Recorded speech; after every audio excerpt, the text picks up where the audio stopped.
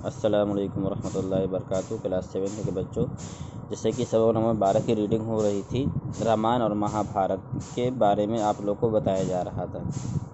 तो आर्यवीर्त को चाँद का देश भी कहा करते हैं।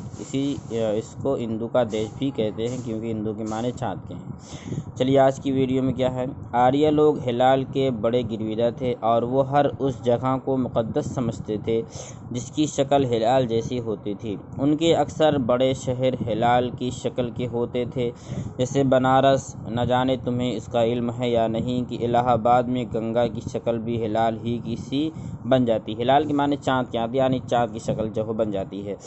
तुम जानती हो कि रामायण को, जिसमें राम और सीता के वाक़यात और लंका के राजा रावण के साथ उनकी जंग का हाल नज़्म किया गया है, वाल्मीकि ने संस्कृत ज़ुबान में लिखा था। बाद में उसके तर्जुमे मुख्तलिफ़ ज़ुबानों में हुए। इन तमाम तर्जुमे में तुलसीदास का हिंदी तर्जुमा रामचरितमानस बहुत ज़्यादा मशहूर है। यानी अपनी बेटी को जो ख़त के ज़रिए से सारी चीज़ें बता रहे हैं। रामायण मज़ेदार कहानियों से भरी पड़ी है, मगर मैं यहाँ इनका तज़किरा नहीं करूँगा, वो तुम्हें खुद ही पढ़ना चाहिए। रामायण के काफ़ी अरसे बाद महाभारत लिखी गई। ये रामायण के मुकाबले में बहुत ज़्यादा ज़ख़ीम है। इनमें आर्यों और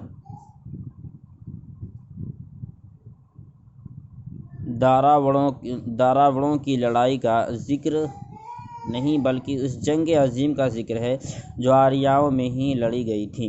जंग वजदल के वाक़यात में हट कर भी इस अजीब व गरीब किताब में नहायत आला ख़यालात और नहायत उम्दा क़िस्से बयान किए गए हैं।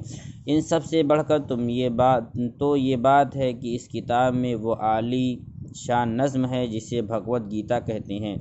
ये वो किताबें हैं जो हज़ारों साल कबल हिंदुस्तान में लिखी गई। सिवाय अजीम इंसानों के ऐसे कौन लिख सकता था।